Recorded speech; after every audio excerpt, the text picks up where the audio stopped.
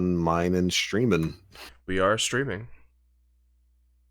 Wonder if I should put a list of topics, the description. Yep. See. There you go. You went live. See the live ticker. I get Windows updates when you go live, so that's spooky but helpful. I should try to figure out how to do that. It's for all of my subscriptions. Oh, that's neat. Oh, right. You can turn on notifications, which everybody needs to do because they're cool YouTube until you get home and there's like 10 waiting for you and you have to manually click out of all of them. And there's nothing you can do about it? Nothing you can do about it. Yeah, I got you, fam. You just have to sit and enjoy the knowledge. All right. It looks like we are live. We've already got some people there in the chat. That was quick. You guys are fast today. Let me make sure I got the itinerary and everything important up. Ooh, I cannot see the chat, so I'll leave that to you. Well, I mean, it's a podcast, so we're not really gonna be addressing chat too much until maybe the very end of it. Right. I just mean like in case anyone's saying like the audio is too low or what's that squealing noise or or what's why is everything on fire? Noise? Well, that's normal. That's just how Florida is. But all right, I think I'm ready to rock and roll. I still, John, I wanted to say to you earlier, I almost picked up 15 the other day. Why not? Because I thought I was going to have time to play it. I thought I was going to have time. And I was just looking at it like, you know what? I could just go ahead and buy this right now. But then I thought, oh, wait, no, I can't buy it right now because if I buy it, I'm going to buy it digitally. And I can't buy it digitally right now because I've got no space on my PS4. So I might as well wait until I get a PS4 Pro. And then I didn't buy Final Fantasy. So still no Final Fantasy 15 for me. And now I guess I'm just waiting for another excuse to get the Pro. It's been a month and a half. And you still don't have one of the best games that dropped this year. True. Okay, so, these are true statements. I know this is a weird question coming from me, but is there any word on a PC release? That's also what I'm waiting for. Not yet. Square has that exclusivity deal with the consoles, so with Sony, yeah. No, actually, I mean it's 15's on Xbox though. Is it? Oh, okay. I thought it was only on PlayStation right now. Let's see, 15. I'm pretty sure it's on Xbox. Yeah, it's on Xbox. That makes sense. Yeah, I would snatch that up in a heartbeat for PC. And that's the other thing. Everyone would. I would absolutely play it on PC because guess what? My PC is high end. I can play that sort of thing, and I don't have to worry about hard drive space or silly PlayStation things. And but yeah, that's the real reason why I haven't picked it up. I just don't have the space for it, and I refuse to delete anything that's currently on my PS4. I understand that much. Everything that's on there right now, I play too much, and I almost bought a hard drive, but then I thought to myself, why would I buy a hard drive if I'm just planning on buying a PS4 Pro? Yep. Whenever that happens. So it's all going to depend on when I actually get down there and buy myself a Pro. I'm going to buy mine in February. I'm pretty much just going to set out a date. Mm-hmm. You're going to buy it 1 month before the Switch? Yep. Nate, how much do you want to bet that answer is going to change by next Thursday? I was going to say, no, that's not going to last. Yeah, that may be a thing. Especially if what we think is true and like all of the Nintendo games we could ever want and dream for are being launched with the console. Well, I mean, look, I'm trying not to get too excited and too wrapped up in what ifs and what could happen and what I'm hoping happens with the Switch, because that's a recipe for disaster. And also for just letting yourself down. Well, no, in 7 days. Yeah. Okay. Oh, well, yeah, not 5 days. Right. You're right. But there's so many rumors and there's so many leaks out right now about the Switch and what's potentially coming with it that are coming from reputable sources and several different sources all reporting on the same thing. That's really making me think that we're going to be getting a lot of things within the launch window of the Switch, which is good. It's exactly what we wanted for that console. It's what the console needs, because Wii U had a lackluster launch, and I don't think we've gotten a good console launch since the GameCube. The Wii had Twilight Princess, but other than that, but the GameCube had that too. Yeah, but the GameCube had that as well. We had Wii Sports. Now, you want to say that as a joke, but Wii Sports was like one of the best-selling games of the last generation. It's because it was packaged with the console. It's because it was packaged with the console. It was, but it was very sales. It was still very popular. Like, my parents still play Wii Sports. They were down there. I was with them the other day, and they were playing Wii Sports Resort. Like, they love that game. Also, it was only packaged with the console in America. Really? Oh, that's true. Everywhere else had to buy it. That's true. We got that for free. Nintendo in Japan still thinks that the stupid Americans like wouldn't understand the premise of the console. Concept. So hey, whatever. Thank you. Thank you, Japan, because Wii Sports and Wii Sports is a fantastic game. It is. It was a great. It was meant as sort of a proof of concept sort of thing. You're exactly right. It was packaged in there to show here's what you can do with this console. Sort of like what Nintendo Lands or Nintendo Worlds, whatever that Wii U title game was for. It was Nintendo Lands. Yeah, to show you what you can do with the console, what you can do with the controllers, and it worked. It just so happened to be really fun. Wii Sports was a really fun game. I'm happy with it. So, but still, most of its sales, I would say most of its sales. No, not a lot of people bought that game individually from the console I guess in the States, because in Europe and Japan, I guess they had to buy it separately. But I don't think there would be a lot of people that would buy that game separately from the console if they had the choice between it and another title. That's just kind of like, I mean, yes, it's fun. It's a very decent game, but I would probably spend my money elsewhere if I had the choice. Well, I mean, it also had word of mouth after the Wii came out, because after the Wii's initial drop, word spread like wildfire of how crazy and weird and fun the system was. And one of the big selling points of that was Wii Sports. People were talking about, there's this crazy bowling game and like tennis game you can play with the controller, and people were like, oh yeah, well, I'll try that out. So I won't underestimate the sales of something. And who knows if we're going to be getting something like that with the Nintendo Switch itself. I guess that might be something we're finding out in the coming week. Mm-hmm. Maybe. But, going back to what we were talking about before for a moment, what exactly is pushing you guys to get the Pro? Beyond just like nothing. Space.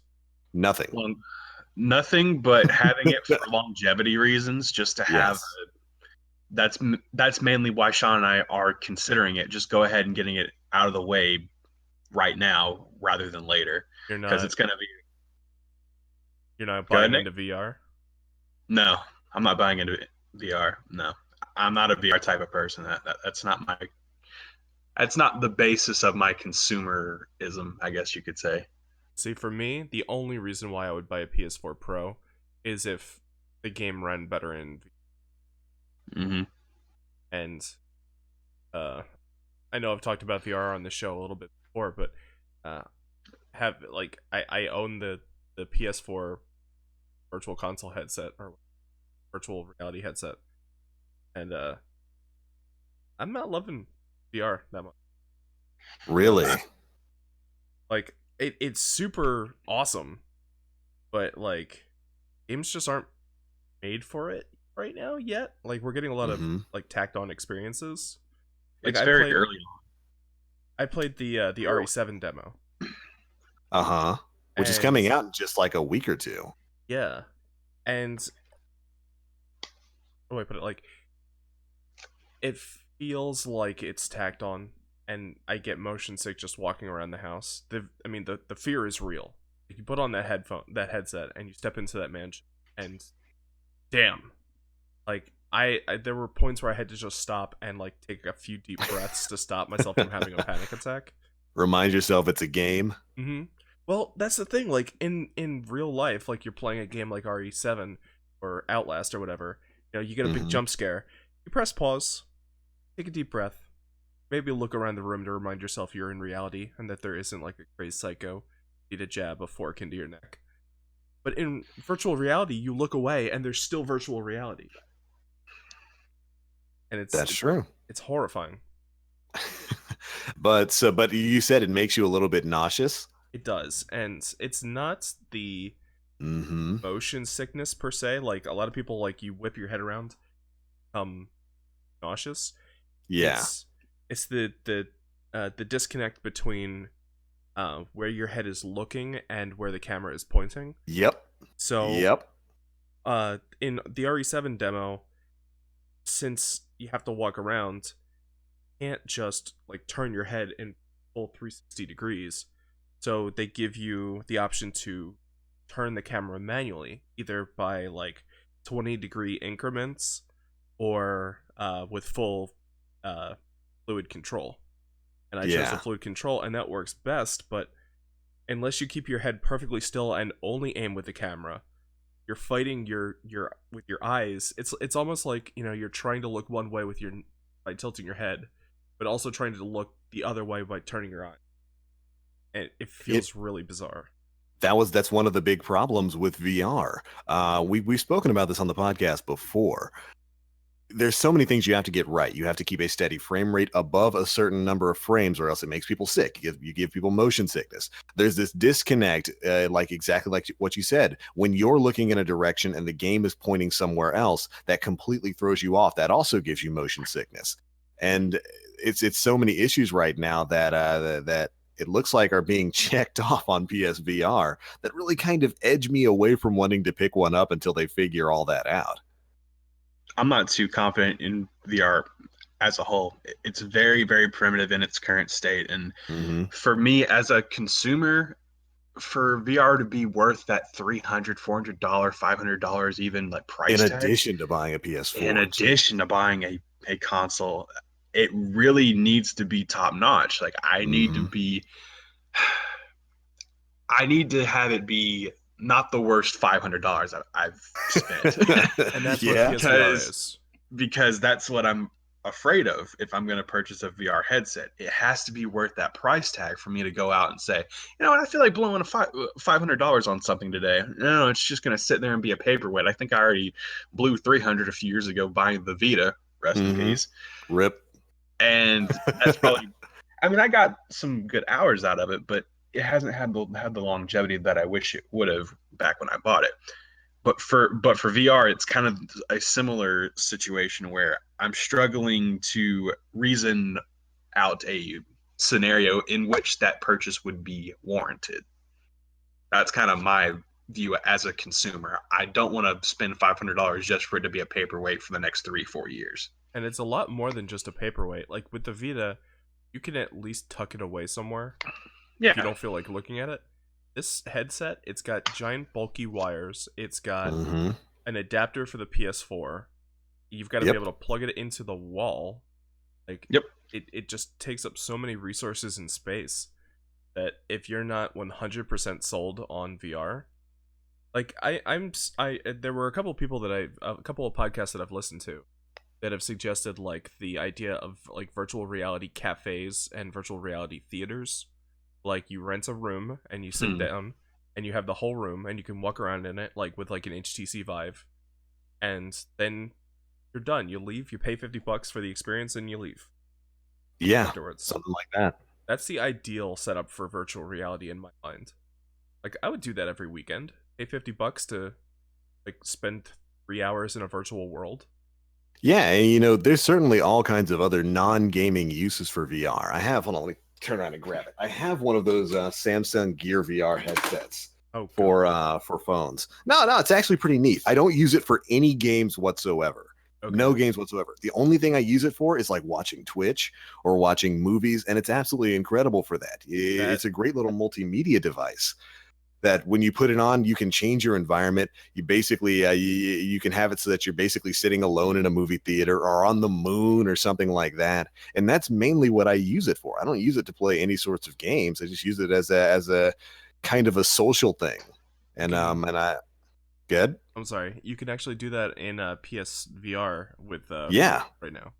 Exactly. And that's mainly what I use it for, little social experiences like that. So absolutely, when you say you'd like to be able to just go to a cafe and maybe hang out with people and sit back in a virtual reality world for a few hours, I'd love that. That's fantastic.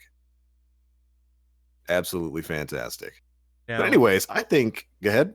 I was going to say, once VR gets to the point where multiple people can interact in virtual space, I think that's when VR is going to be big.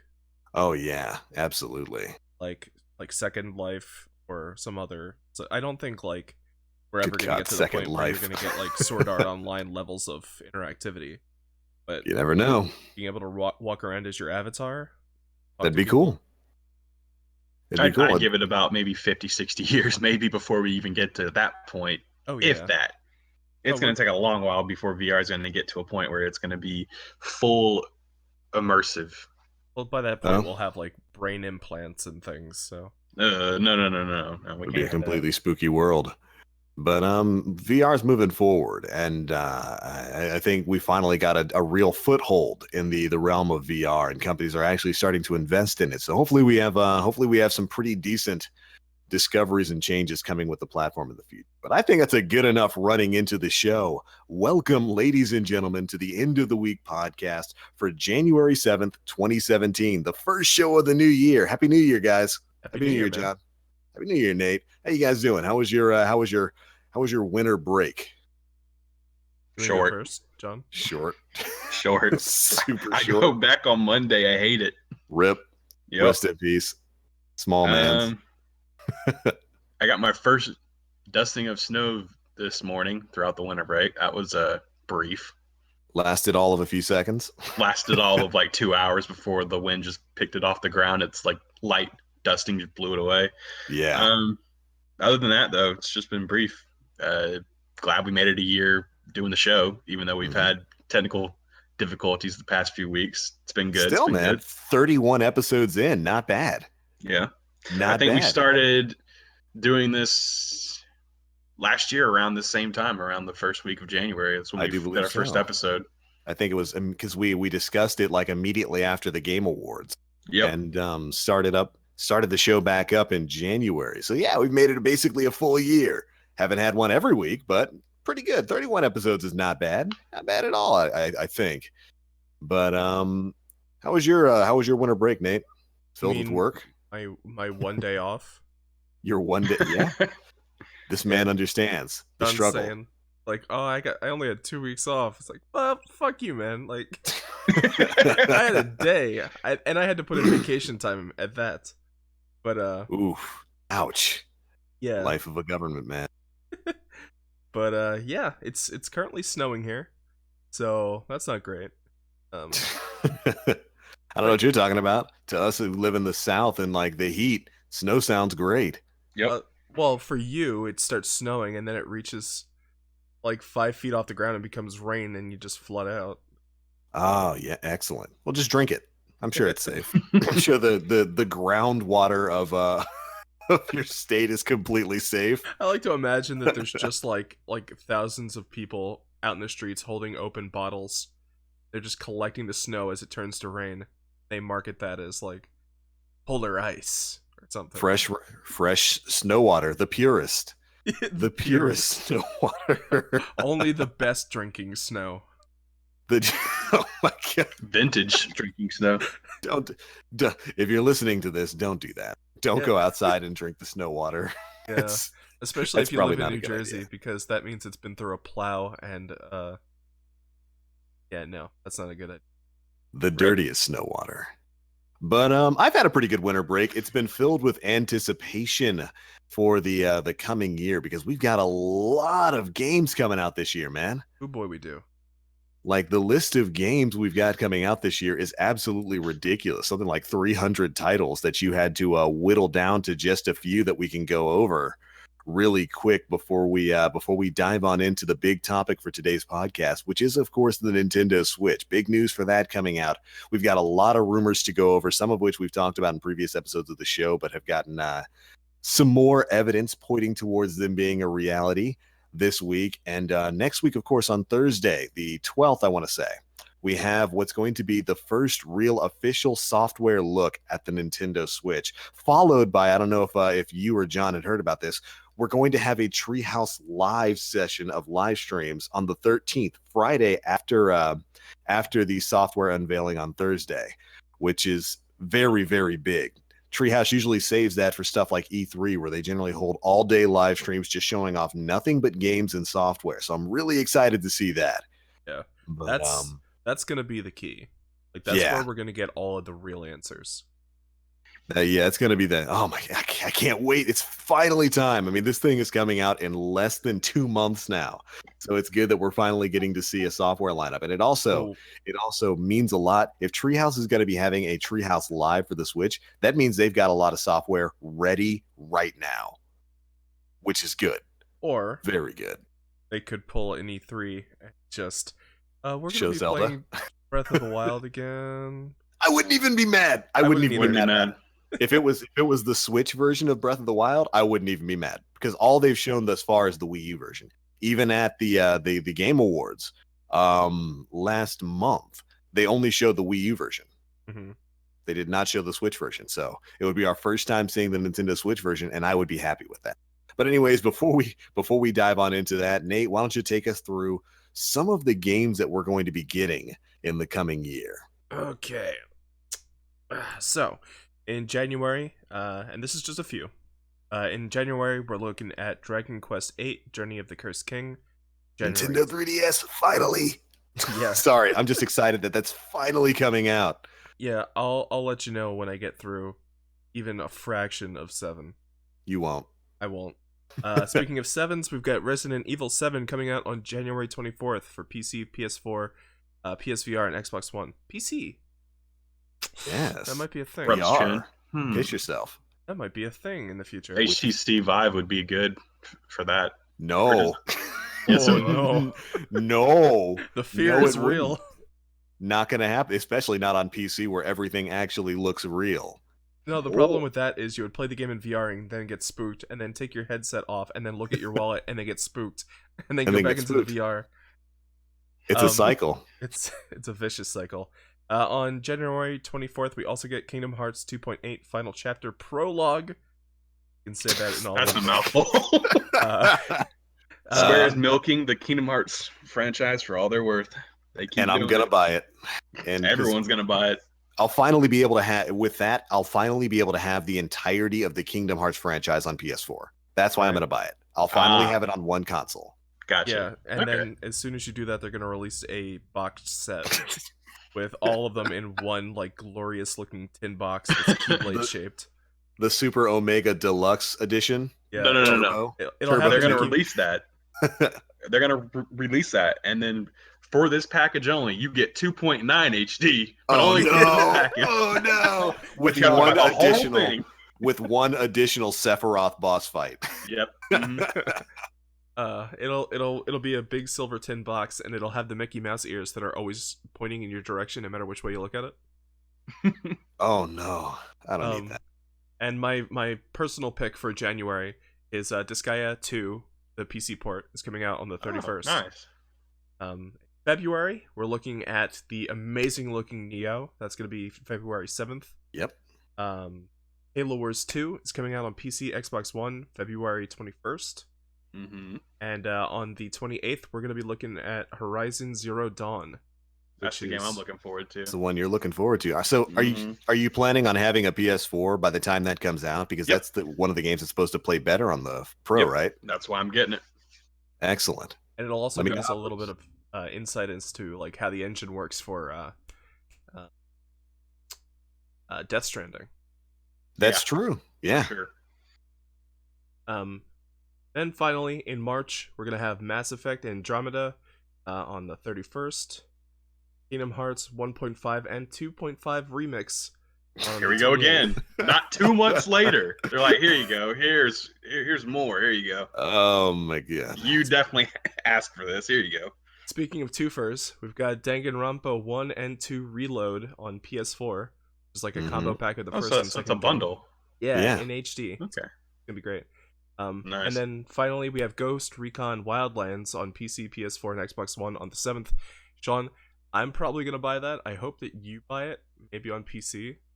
Maybe we can get some of our old Ghost Recon shenanigans going. You want to play it on PC and not PS4? Okay, I can do that. Mostly because I can stream it on PC. I can. Well, I mean, you can stream on PS4. PS4 has built-in streaming services. Remember? That's true, but I can't. PC's better. Yeah.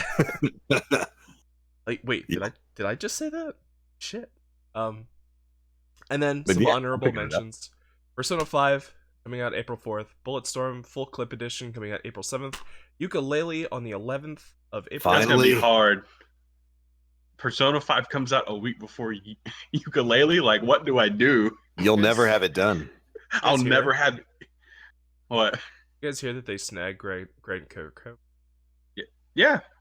They snagged him and Wise. Yeah. It's all the rare big heads from back in the day. Yeah, they're all working on Yooka-Laylee. I thought you were talking about something else with Grant Kirkhope, which is one of the Nintendo Switch rumors coming out. Mm-hmm. A Super Mario RPG game with Mr. Kirkhope doing the score. Dude, you can't derail me right now, okay? I have a list of words in front of me. I can already barely read as it is. Spring 2017, we got Sonic Mania. Q2 2017, we've got Valkyria Revolution. Wait. There's a new Valkyria game? There is. I put it on this list for you. Yes. On June 20th, something we're all excited for, Final Fantasy XIV Stormblood. Rip our life. Correct. Right. Summer's gonna be ripped. Correct. Late 2017, we've got Marvel vs. Capcom Infinite. Somebody's getting far.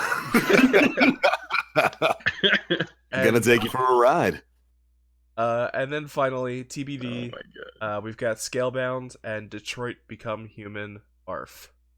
Scalebound looks kind of cool. I'm still trying to figure out exactly what the game is. Detroit is David Cage. David Cage. Yeah, seriously. I mostly put that on this list to laugh at. To laugh at David Cage? Yeah. Ooh, we'll see, man. Actually, some final runners up. Just gonna shotgun these. Parappa the Rapper Remastered. Loco Roco. Patapon Remastered. Ni no Kuni 2. Revenant Kingdom. Yes. Uncharted The Lost Legacy. Windjammers. Dauntless. The Last of Us 2. Death Stranding. God of War. Metal Gear Survive. Hang on. All of that this year. That one doesn't exist. I'm just gonna delete that off the list. Okay, I just saw in real time as Nate just asked Metal Gear Survive from the list. Stricken from the record. Motion passes. Redacted. Goodbye. Hold on. Oh man. There we go. Redacted. It does not exist. But yeah, it's going to be a very busy year for games, which is a good thing. We got a lot to look forward to this year. That's certainly a very hefty list. I'm actually surprised. I didn't realize God of War and Death Stranding were both coming out this year. I don't think they are. You think it's going to be delayed? I don't think Stranding is. Maybe God of War, but I think Stranding is going to be in 2018. Yeah, I was going to say. Anyway, Kojima has a game ready by the end of this year. There's no way. Same here. I was going to say God of War I could see coming out this year. Death Stranding is definitely going to. Yeah. Certainly precedent for him playing his games, but at the same time, he said that this game won't take nearly as long to create. So that's true. Maybe he'll pull off like a Kojima miracle. This will be a really concise, compact story. Nah, that's not good. I was about to say, what do you mean compact story? This is Kojima, bruh. Kojima likes to expand. All he does is expand. That's all he does. Oh man, I wish I had the expand dong thing set up for the stream. That's what we need to work on. We're doing these live now. We need to work on having having emotes and stuff specifically up for streams. Yeah, we do. Well, technically, we have that. We have Discord. We can do that. We have the technology. Possible. It is. Can go beyond Super Saiyan.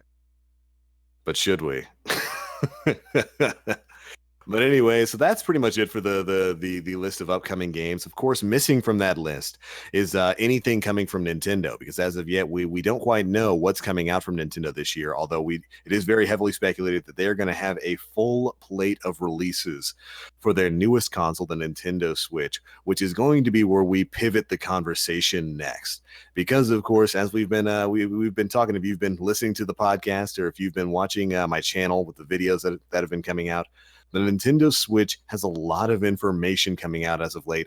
Next week is going to be a very big week for it. We have basically a Nintendo Direct coming out on January 12th, Thursday, for the Nintendo Switch, where they're going to be showing off the software architecture, the new games, the new system, all of that is finally going to be revealed, and it's about time.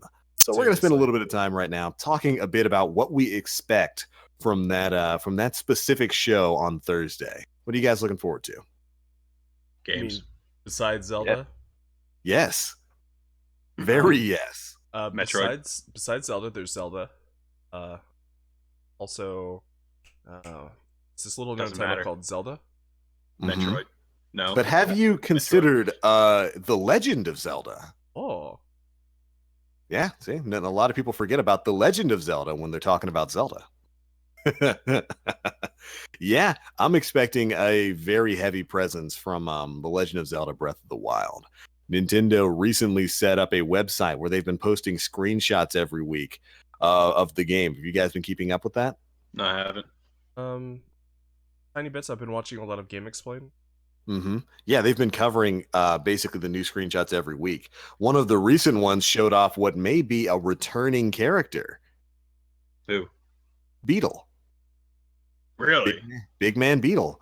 In one of the recent screenshots, I think, as a matter of fact, in the most recent screenshot that Nintendo put up on the website, it shows there's a building that's kind of like made by horse enthusiasts. It's probably going to be where you go to get your horse. It shows a merchant walking towards it, and that merchant is carrying a big backpack shaped like a beetle. Nice. Just completely shaped like a beetle. And it looks like Mr. Beetle might be returning he was in Wind Waker and Skyward Sword, I want to say, right? Right, yeah. Now all we need is Groose. Oh, yes. Yeah, look. Bum, bum, bum, bum, bum. Low-key the best character in Skyward Sword. Low-key the best character of all time. He might just be the best Legend of Zelda character ever made. Dude, I still think it would have been way better if Demise had used Groose as his, like, vessel at the end, and you fight Groose throughout all of time. The final battle is against Groose, big boss of the Zelda franchise. It would explain the orange hair. Ganon's orange hair. It definitely would explain it. And his naturally big man status. Yes. Groose was a very big man. Some would say he was the biggest. I came into Hyrule and I saw its emerald hills. I coveted its wind and its Zeldas. Yep, I knew I had to make them big too. But yeah, I'm expecting to see definitely some Zelda next week, but I really don't think they're going to take the entirety of their time next week in the direct and focus it on Zelda. I think we're probably going to be getting a look at the new Mario title at the very least. I don't know if that'll be a launch title, but I get the feeling we're probably going to be able to get a look at that. It'll be a fall title, probably. Yeah, I would say it's probably going to be a fall to winter release. Mm-hmm. And definitely some of the other titles that were shown off in the previous Switch reveal video, stuff like Mario Kart, which looks like we talked a bit about this before, but what do you guys think about it? Do you think it's going to be an enhanced version of 8, or do you think we're getting Mario Kart 9? It's going to be an enhanced version of 8, definitely. I think it's going to be a combination of the both. I don't think Nintendo has the balls to say Mario Kart 8 5. I think they'll instead just call it like Mario Kart Switch. Yeah, Mario Kart Switch, I think is exactly what it's. I mean, we already saw the Double Dash, so yeah, I mean, that's going to be an element of it. But hopefully they add more tracks and more game modes and other things, because I don't know about you guys, but the battle mode hasn't been the same since 64. I don't know what it is. It's been Garbo since basically 64. I don't know what it is, but they need to fix that battle game mode, dude. Mm-hmm. It was really bad in Mario Kart, like Mario Kart 7. Oh yeah, it's terrible. But I do believe it's probably going to be in like a complete version of Mario Kart 8. It'll be a version of Mario Kart 8 with all the DLC that came out packaged in, plus maybe some new tracks, a new game mode. We saw on the trailer itself that there were some elements from Mario Kart Double Dash in there. The double item system and the characters that showed up in there were characters that were not in Mario Kart 8. So one of the rumors about the Switch is that it's going to be getting several Wii U games in more complete forms with extra content. And on that list was Mario Kart 8. And I would certainly believe that. Continuing forward, a couple of other games that are supposedly getting like Wii U titles that are getting ported over to the Switch with additional content are Super Smash Brothers, which I definitely believe that.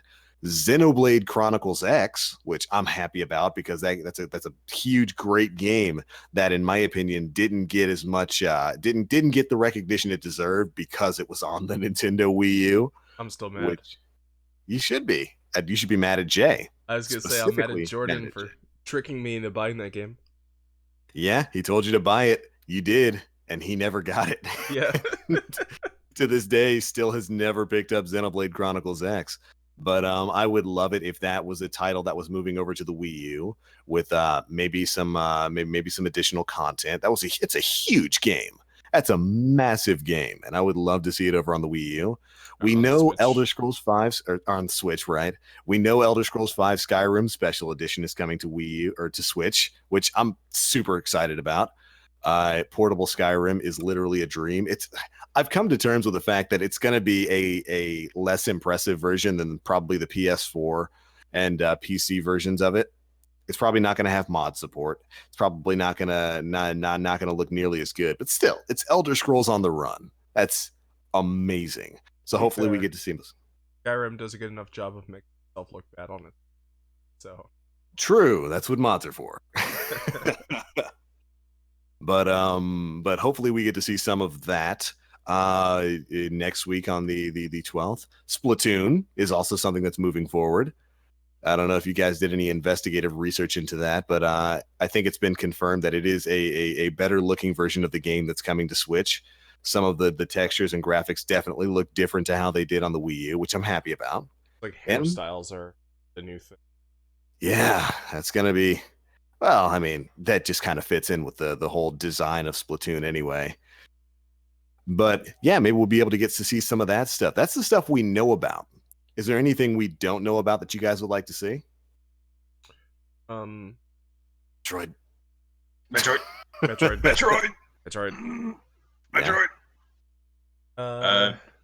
If my optimistic self can bring it to be, Paper Mario.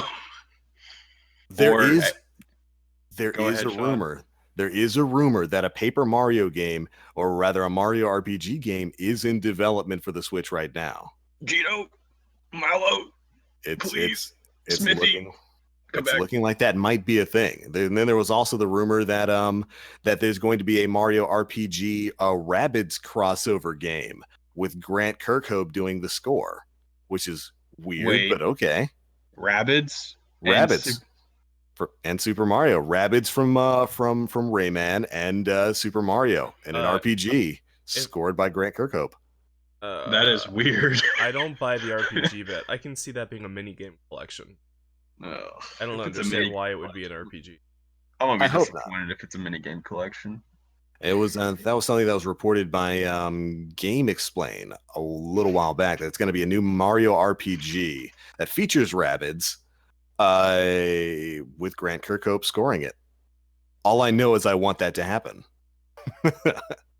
I suppose I would much rather Grant Kirkhope do, I don't know, Mario and Luigi, or a proper Paper Mario. Speaking of which, John, have you played Paper Jam yet? No, and I don't think I ever will. That's a shame. It's a decent game. It's a pretty good game, and it features Paper Mario. It's the closest you're gonna get to a Paper Mario RPG. No, take it or leave it. I'm gonna wait. I will put on my tombstone. Only once a Paper Mario game. Only. As soon as they make one, I'm gonna rise. Only once a Paper Mario game. Somebody's gonna be walking around a graveyard, and it's just like, rest in peace. You were a beautiful soul. Family misses you. And then there's one that's just 1,000 Year Door was the best one. 1,000 Year Door was the best Paper Mario. It was. Well, I mean, you're not wrong.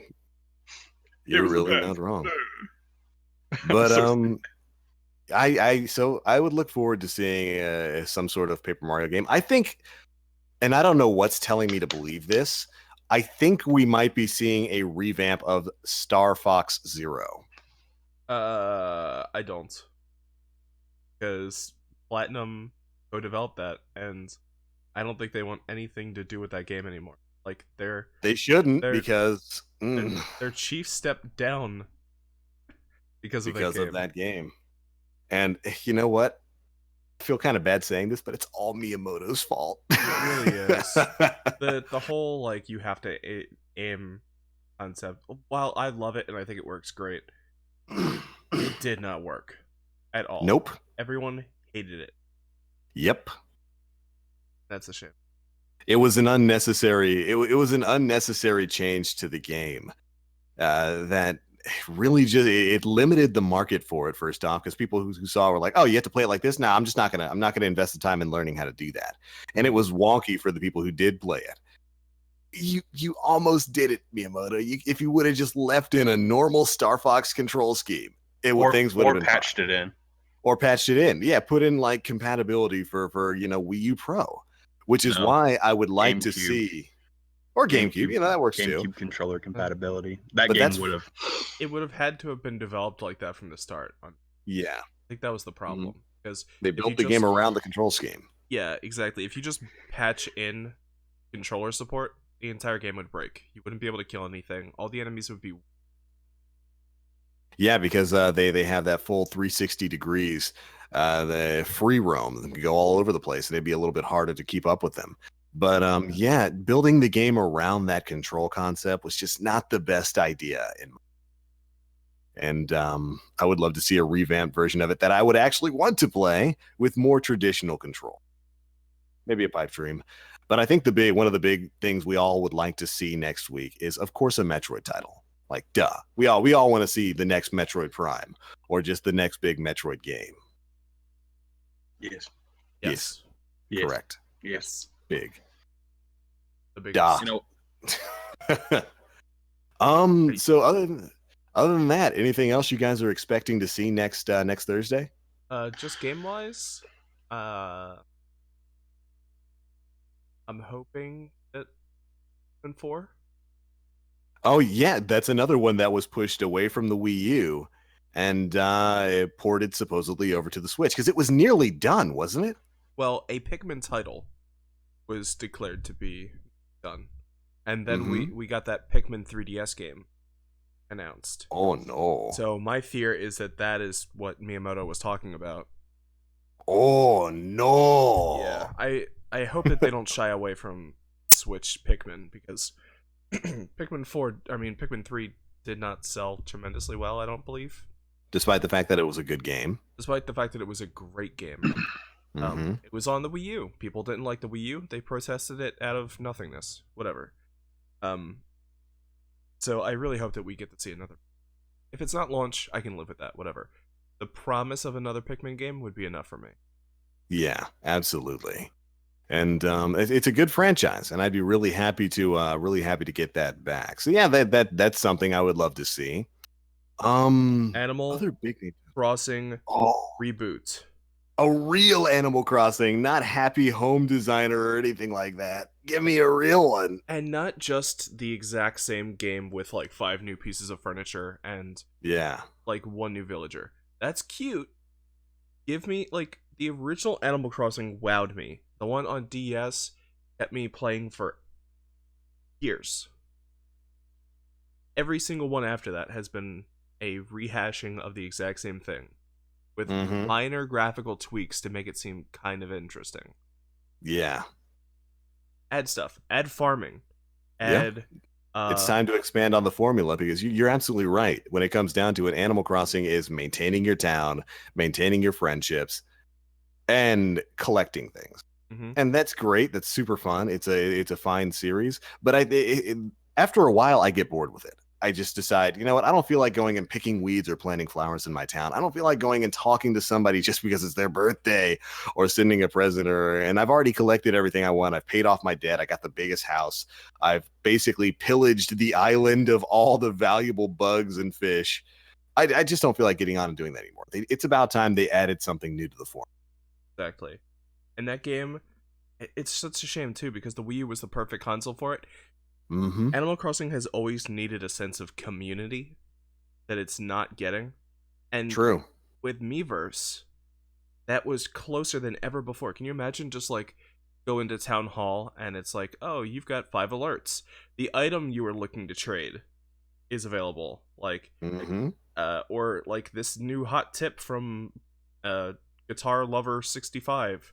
Like, you can find this seashell on this island at this hour. Go get it. Or how about this? Living in a town with your friends online. Living in a town with your friends. Happy Home Academy scores being rated by other people.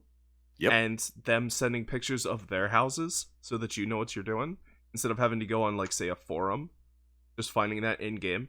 That's the kind of stuff I want to see in Animal Crossing. Absolutely. More interactivity, please. Yeah, Animal Crossing. Can't really think of anything else.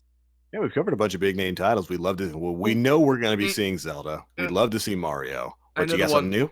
I know the one. Let me know. Monster Hunter. Oh, yes. Monster Hunter. You know what? I have a conspiracy theory. I think we're getting a Switch port of Double Cross. We better. We fucking better. I really think we are, because the timing of Double Cross's release is just it's too conspicuous. Last year, after Generations came out, we got a notice from Capcom saying, "Hey, we're working on another Monster Hunter title. It's going to be out March of 2017." And then, of course, months later, they announced Double Cross, and everybody thought, "Oh, okay, it's Double Cross. It's the next 3DS thing." But the launch of Double Cross happening pretty much immediately at the same time as the launch of the Switch. Very conspicuous. There's something conspicuous. There's something shady about that, and I'm really thinking and hoping that it's going to be like 3 Ultimate, where we got a console launch of the Wii U version of 3 Ultimate, and then the 3DS version of 3 Ultimate. I would love it if we got a Switch launch of 3 Ultimate and a 3DS launch of Double Cross, rather. I really want that to be a thing, because I want to play Monster Hunter on Switch. Like a console experience Monster Hunter that I can take on the go. Are you kidding me? What do you mean? Seriously. And I that would perfectly fit the idea that I said, whereas like Monster Hunter works better on the go, so they don't want to sell it on consoles anymore. True. But here's a console that can go on the go. Exactly. Everybody's happy. Down with that. Do it. And do it. The game's also, I had told you guys about this before, but I hadn't said it on the show. Save game transferring. Transfer all your progress from Cross to Double Cross. That is one of the things I'm most excited about. I don't have to start over. I can just transfer my character from Cross straight into Double Cross and move on from there. Yes, please. Off into G rank or double G rank or double X G rank or whatever is going to be offered in that game. And I am super psyched about that. And look, Nintendo, Capcom, you guys already proved that you could do that with a Nintendo 3DS and the Wii U. You already proved that it worked. I think those games sold fantastic. Monster Hunter is a super popular franchise. It's super popular on Nintendo consoles. Do it. You know what? I'll take it a step further. I am willing to pay $20 for a Monster Hunter amiibo if you make it so that I can tap it on my 3DS and then tap it on my Switch, and I'm playing my 3DS save on my Switch. $20. I will do it. Look, the amiibo doesn't even have to be functional. I'll still buy it. Right? I will take one that is literally a burnt meat amiibo. Yes. Oh, dude. Oh, I would love that if Nintendo, like, if they allowed third-party amiibo. Well, they already do with like Shovel Knight and what. If they did a Monster Hunter amiibos, that'd be the coolest thing. Like, I'd have my cat. I'd have some burnt meat. So tasty. I will take a Kongolala that actually farts on you throughout the day, just periodically. The smelliest. The smelliest amiibo. We'll buy that if you port this freaking game to Switch. That's all we want, man. That's all we want. But yeah, I think that might be a thing, and maybe we'll see that next week. Maybe we won't. I hope we do. That would be something absolutely fantastic. Other than that, I can't think of any other big name titles. We covered the Mario, we covered the Metroid, we covered the Zelda. We covered Smash. That is another title that is speculated to be transferred from the Wii U over to the Nintendo Switch, and it's looking like what that's going to be is it's going to be a complete version of Super Smash Brothers for Switch. It'll be the complete version of the Wii U one. It'll have all the characters, all the DLC, all the stages built into it. Plus, rumor says a few extra characters that didn't make it into the game, like Wolf and Ice Climbers. So John can get wobbled endlessly once again. I mean, I never struggled with the Ices matchup, but because Toon Link got Boomerang. Yeah, because I could just zone. It was easy. Yo, stay away from me, Popo. Stay away from me, Nana. All I had to do was separate and kill Nana. It was easy. Yep, that's how you do it. But I would like to just see a confirmation of a GameCube VC lineup. That's all I want. That's the other big rumor there. That it's been permeating for the past few weeks. It looks like the Switch is going to be the first Nintendo console that has GameCube backwards compatibility. Go. I'll let John take this one. Well, it seems like for the longest time we've gotten Virtual Console ever since the Wii, and it's been a big hit. It's definitely garnered a lot of money. It's definitely garnered money. It's definitely garnered a lot of the old heads back, I guess, from the NES days that really wanted their old games up on a current console platform that they really don't have to worry about bringing out their old systems and everything. It can all be on one console. And for the GameCube, it's just been neglected ever since I guess after its era. I mean, the Wii never had a GameCube Virtual Console. The Wii U didn't, and now we're finally getting a nod or a rumor from Eurogamer that says, hey, there's probably going to be a GameCube Virtual Console. And for me, that means everything, because as someone who lost their GameCube games in a transaction that I wasn't exactly my brightest, but to me, having those games back, or having the ability to get some of those games back, I mean, I know I probably won't get every single one of them on the Virtual Console. Their lineup and their selection is determined by which games they think will sell well, or which games they think that they can port well. The only obstacle is that Virtual Console has been known to cause issues when it comes to their ports or their emulations. Sometimes the frame rate's bad, sometimes there are problems with the port. It really just depends on game to game, and that's the main thing that's making a lot of people speculative. They're wondering, is this going to have any problems like the N64 games did? Because a lot of the N64 games had a lot of issues. They did have little glitches, yeah. So although I was going to say, the rumors, which again, these are coming from a lot of reputable sources and GameSpot, IGN, they are saying that GameCube backwards compatibility is already working on the Switch, and it's working well. Good. That's all I care about. Well enough that they've already got a lineup of titles apparently ready for release as soon as the Switch comes out.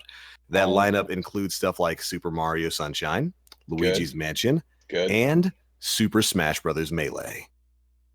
Also good, but the only problem with that is, how are they going to update the what's it called? How are they going to what the best way to put this is, how are they going to make it so it works on HD TVs with no lag? Is that just inherent with the console, or is that something? I guess that's based more on the refresh rate of your TV. Yeah. But that wasn't my big question. My big question is, how are you going to control it? Because as we know, the Switch doesn't have a GameCube controller port on it, at least as far as we know. They'll probably bring over the USB adapter that they put on the Wii U. Yeah, they'll probably do that. And that would be a very quick and easy way for them to handle that sort of problem. I mean, I'm sure they can do it easily. Another question is, like, how is that going to work with the Joy-Cons? Like, are they going to add in control schemes to be able to play with just the Joy-Cons? They would have to play with the controller or the screen docked on the Joy-Cons. Well, with the way Nintendo handled Virtual Console between the Wii U and the Nintendo Wii, they modified the game so that the Wii Pad or the Wii Remote or the Wii U Pad could work with those games. So I'd imagine they're just gonna do that. They'll just map it to Joy-Cons. in whatever way that they can. They can that's gonna create some problems for games like Smash Brothers, like, because you need multiple sticks, you need your triggers, you need your C stick, you need your buttons, you need your D-pad. Which, I mean, you don't really need C stick, but the pros do. But like casual play, I don't think they're really gonna need it. But I think the Joy-Con has 2 sticks, right? It has a left and right yes, it does. Analog. It does. So yeah, there you go. That's all you need. Left and right analog. I meant more when you're detaching. Mm-hmm. Like, are you gonna have to take the? That's what I was talking about. Pro controller with.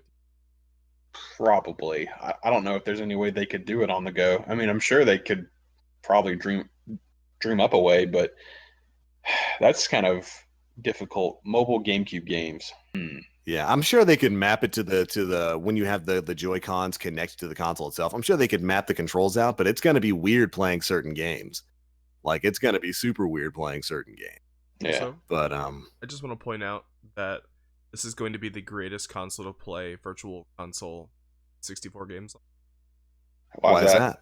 Got our C buttons back. That's true. Oh, that's right. We do have the C buttons back.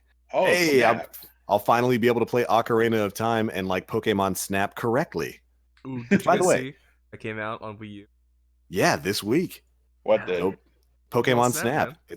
It's on the Wii U Virtual Console. Came out just a few days ago. That was out on Wii like 4 years ago. Yeah, but Wii U. Yeah, it's true. But I was just saying, like, why did it take them so long to port it?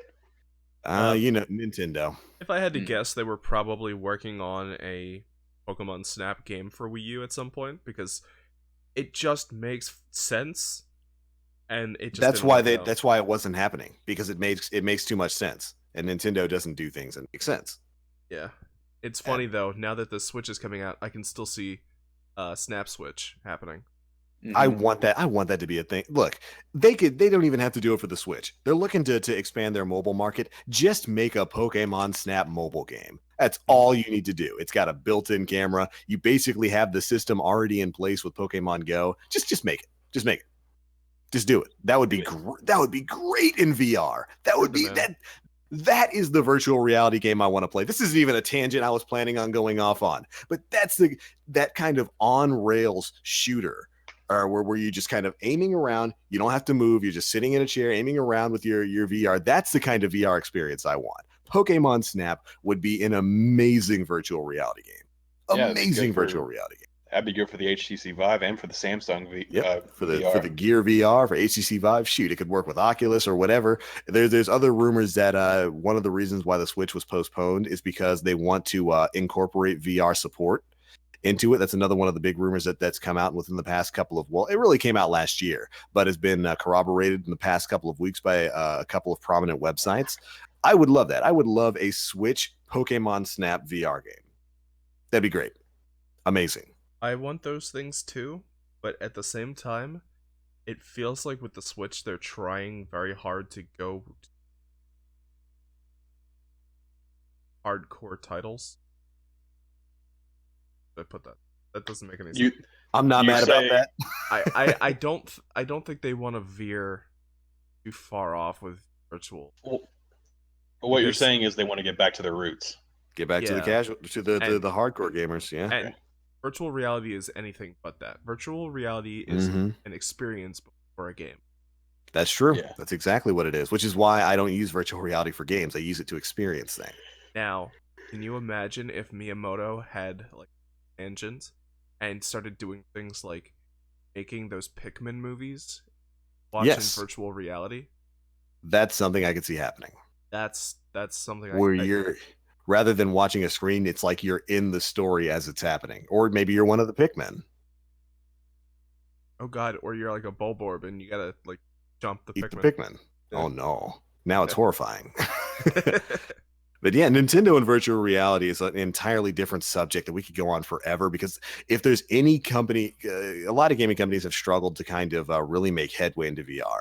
If there is any gaming company out there right now that could really revolutionize VR gaming, it's Nintendo. It's absolutely Nintendo. They'd be the ones to make really the best experience.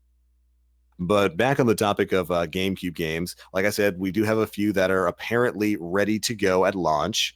Maybe we'll be seeing them next week. They are Luigi's Mansion, Super Mario Sunshine, Super Smash Bros. Melee, and I think one other title.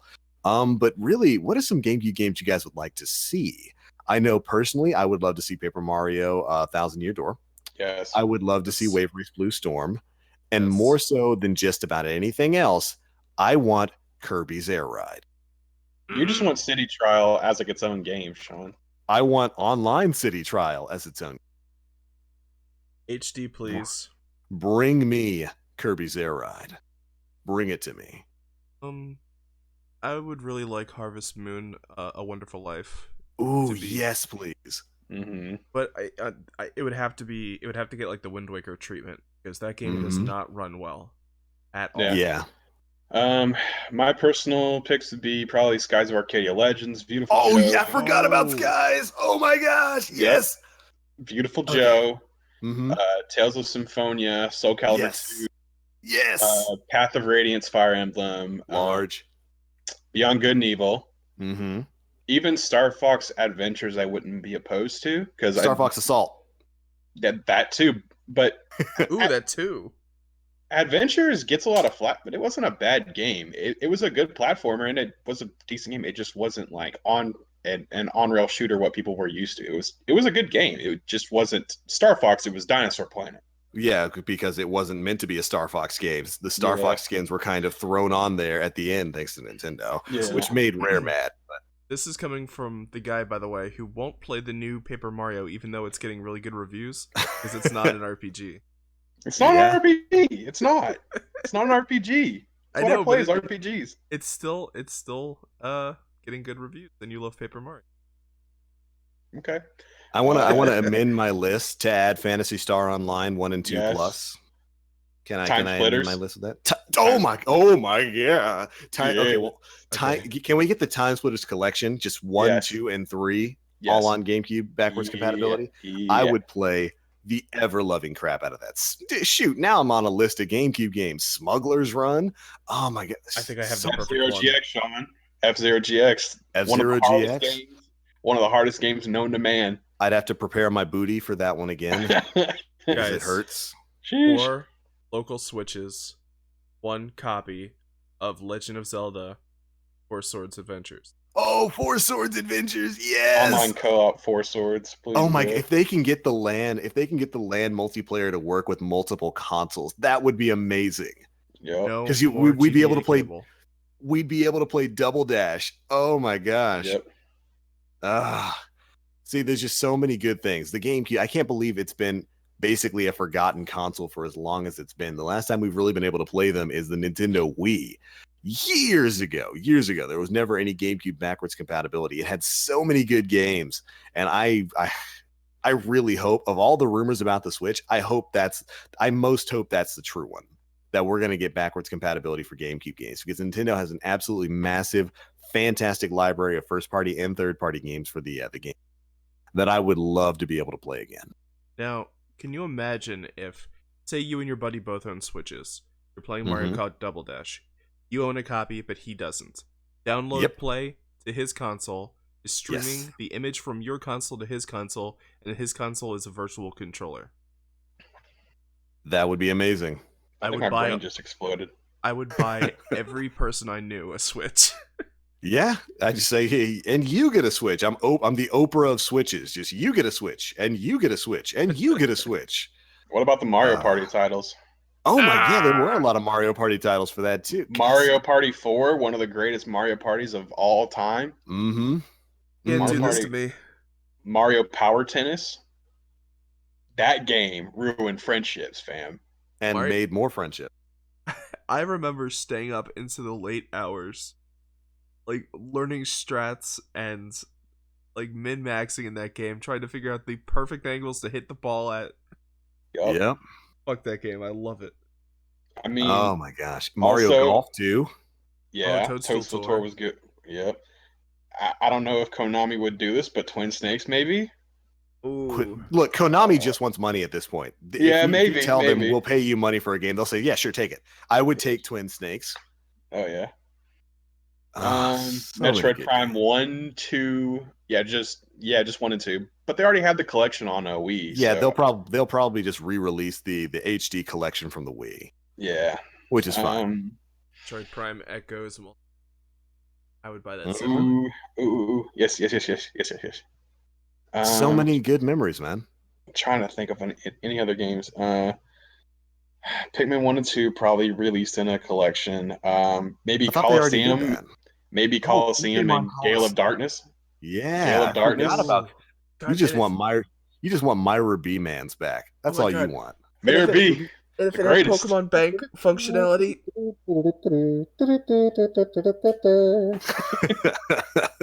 If it had Pokemon Bank functionality or it communicated with the 3DS. Mm-hmm. Hey, yeah, so I can send my duking Tyranitar from Coliseum back into the newer games. Yes. Special Tyranitar. It's a shame because I don't think we're ever going to get another Coliseum-esque.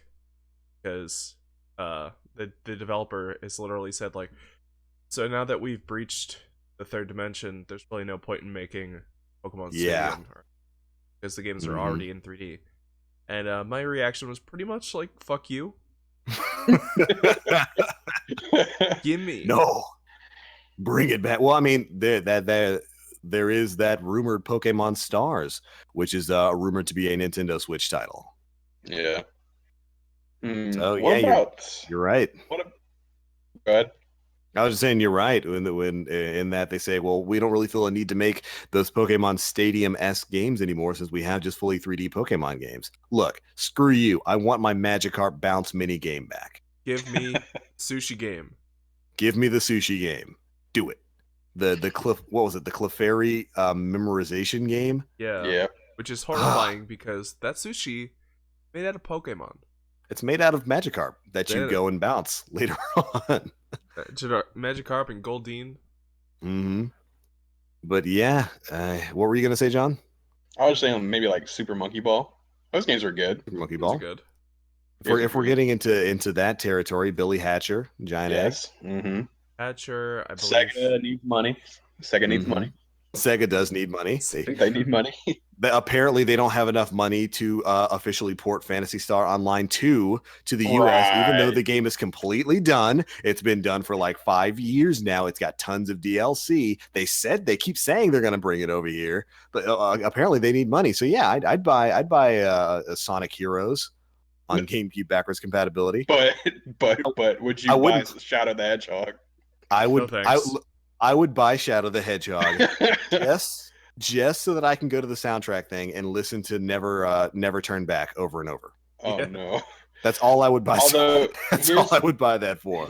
Here's the main question. What do you think these games are going to be priced at? Do you think they're going to be do you think they're going to be 35? I would say $20 to $25 a pop. 20, yeah, that would be my guess. 20 to 25. And that's the thing. Nintendo charges. They absolutely charge premium price for their virtual console titles. Yeah. And I think they could get away with $20 to $25. I don't think they can get away with 3DS like $35. That's a bit much. That's the price of a 3DS game. And I don't know if they'd be able to push it that far. Considering how rare some of the titles are, like right now, and but that's there's no other method for it. Like you gotta remember, virtual console games, they were pretty steep when they first came out on the Wii. They were. That's what I was saying. They charge a premium price for them. So I would not be surprised at all if they went like upwards of $25. Rip my wallet. Yeah, I hope not, certainly. But I mean, and like GameCube emulation is not easy either. So yeah. It's not like Nintendo putting out Legend of Zelda, which you can literally snap your fingers and it's free on your computer in 5 different languages. That's true. Although Digital Foundry, which is a really great channel that everybody should check out, they since we have a vague idea of what sort of system architecture the Switch is going to have, it is on an NVIDIA Tegra system. They took it's similar to the NVIDIA Shield tablet. So they took an NVIDIA Shield tablet with an architecture as close to the Switch as they possibly could get, and they ran a couple of Dolphin emulators on it, and you can actually get 30 to 60 FPS gameplay for GameCube games on it. You can actually get 30 FPS and a little bit above 30 for Wii games on the NVIDIA Shield. So with Nintendo, and that was just with Dolphin emulation. With Nintendo architecture and Nintendo optimization, I could absolutely see them getting great performance out of GameCube titles at the very least on the Switch. And beyond that, Dolphin can do things like forced anti-aliasing, 1080p, yeah. Widescreen. Like, can you imagine if like Nintendo got it from the source and like actually worked with it? Yep. Which they can. They're Nintendo. Yeah. So I've no doubt that the gameplay experience is going to be top notch. I mean, Nintendo very rarely puts out anything that isn't top notch.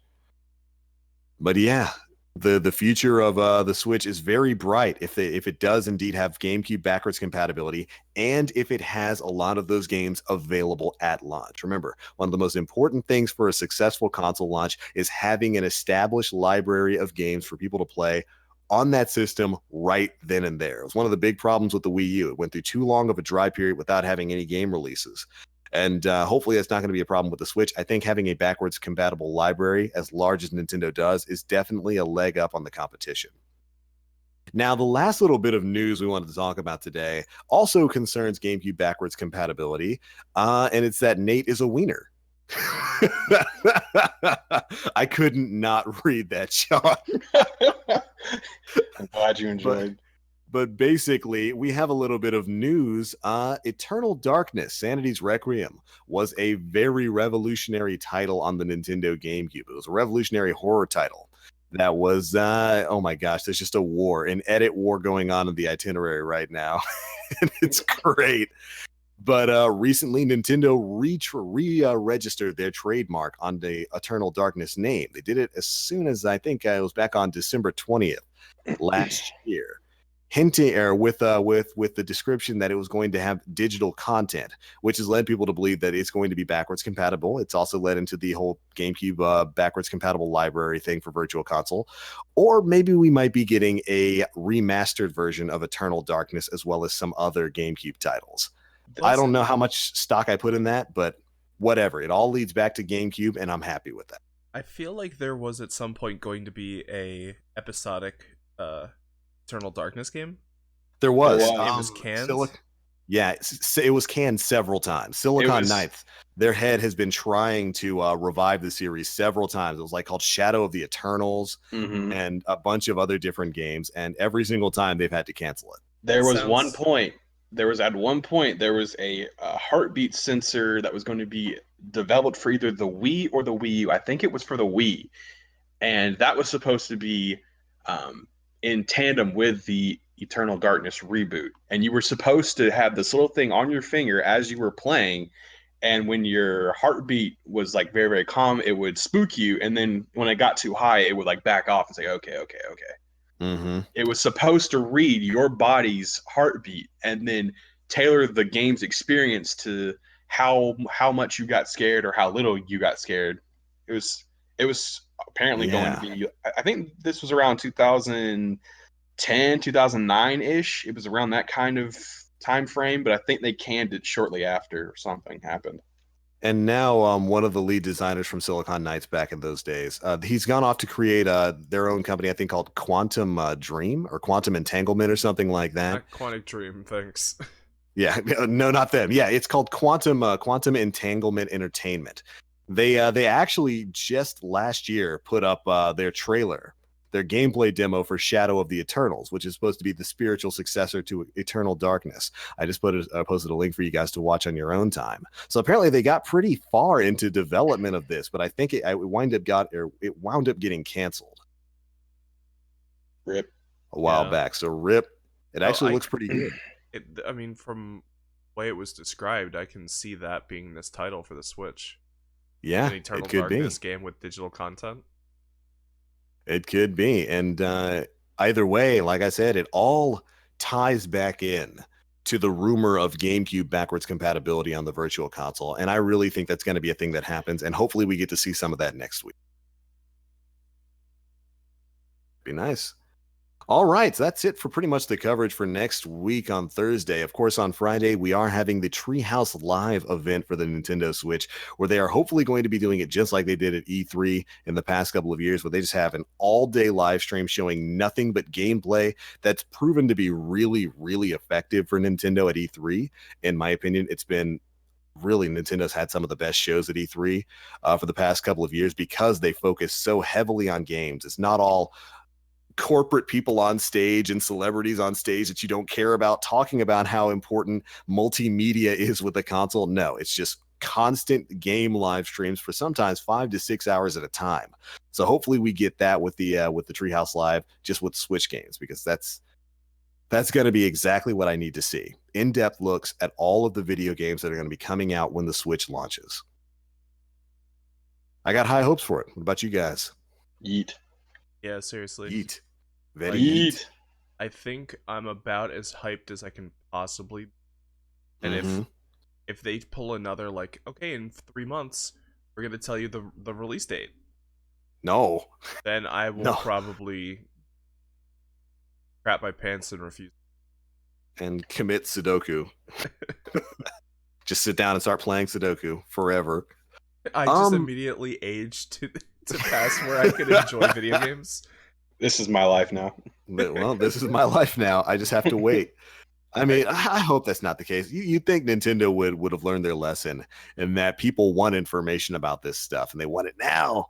And with the Switch launching, it is launching in 2 months. That is confirmed. It's going to launch in the very beginning of March. Hopefully, we have a lot of games coming out with it. Yeet. All I want. Yeet. That's all I want. But all right, that's pretty much everything we had to talk about the Switch today. Was there anything else you guys wanted to mention? Not really regarding video games. Video games? Talk about it a little bit when we get to the end of the podcast. I mean, this is the end of the podcast. Okay. I've been streaming a whole bunch. I did the stream. I did it. Time to chill. Hold on. You've this is pretty much the end of the show, which before we end the show, we like to let everybody know exactly where they can find us. It's easier since we're live streaming this now for the people who are listening to this on SoundCloud or on iTunes or on any of the other podcast streaming platforms. You don't have this benefit, but for the people who are in the stream, you can actually just head to the description below this video to find all of our channels. But Nate, you have been streaming as of late. Why don't you tell everybody where they can find you? You can find me on YouTube at HuntArtist. And you can find me on Twitch as well at HuntArtist. And there I'm going to be streaming Stardew Valley, Dark Souls 3, Monster Hunter Generations. That's much all I have on my schedule right now, but I may add a couple more games with like Resident Evil coming out in a little bit and things like that. Ooh. I'm gonna be adding those games to the mix up. Sometime later down the line, I'm going to ask Sean to help me one more time find a internal capture card that I can set up with my computer. That'll be fun. Be able to do console games, but for right now, I'm sticking to PC games. So if that sounds interesting to you, you can check me out on Twitch and YouTube, and you can also find me on Twitter at Nate_Donahue. I'll be posting stream updates there. In the time it took you to say that, I have added your link to the description of the stream. Thank you. So people can just go and click that to follow him over on twitch.tv/HuntArtist. He does have a lot of streams. I was watching, I helped him set some of it up. Good quality stuff. He was playing some Dark Souls the other day, managed to play it without it crashing, which is pretty unusual. Yeah, but good. I set it to Windows 720. And that stopped the crashing? Well, at first I figured... At least thus far. I figured what it would do is if it does crash, at least I can, like, click out of it. Yeah. Which you can't do if you're in full screen. It just screws your whole day up. Mm-hmm. But, yeah, I didn't get any crashes. What I did, however, was get my ass handed to me, handily, by the Nameless King, who is touted as one of the hardest bosses in the game. I think he pretty much is the hardest boss in the game. Yeah, so if you want to see me flail around like a baby who's never played video games before, you can do that right on my YouTube page at HuntArtists. Yeah, which I need to add your YouTube page to the chat. But I can do that I can do that really anytime. John, where can they find you, man? You can follow me at triple double every night. Dennis Frogman, triple double every night. It's one every single night. And what can they find at triple double every night? Big dubs. Big dubs every night. There you go. If you're looking for big dubs every single night, you can go follow him at Dennis Frogman. And of course, my name is TheBlackLink as usual. You guys can follow me on Twitch, Twitter, and YouTube, all at TheBlackLink. I am still, as of this moment, the only one there. I'm the only black link out there, so you should be able to find me. You guys know how we do things here. We have our streams 3 days a week, Planet Destiny, and on my personal channel, Tuesdays, Wednesdays, Thursdays at 11 a.m. Eastern time, and we produce content all across the week on YouTube. All right, good stuff, gentlemen. Good stuff. I think that's a pretty good first episode for 2016. What do you guys think? Great. And you know what? Wait, 2017. 2017, yes, that year. I stopped for a second. I'm like, wait. What do you mean? Something else that has big dubs. Dragon Ball Z Super. Dragon Ball Z Super tonight, starting tonight, January 7th.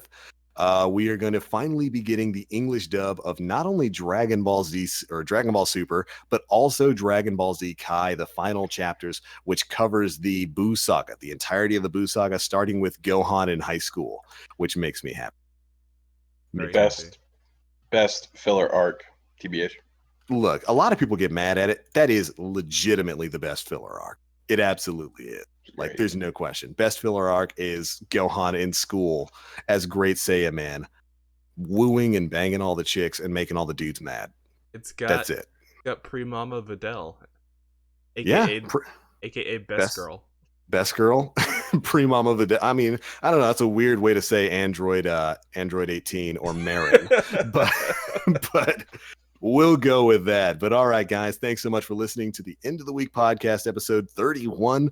Brand new year where every day is the end of the week. We're super excited. Next week, we are going to have all of the Switch news, so it's going to be an even bigger, even crazier episode. I hope you guys enjoyed. This one was done live for you guys on YouTube and Twitch. We might be doing this as things go forward. It makes it easy for me since I don't have to make a video for it anymore. I just take the stream archive. Yeah, laziness, baby. But all right, thanks so much for watching, listening, or whatever you're doing. We'll catch you guys in the next one. Have a good one. Bye. Bye. So, stream.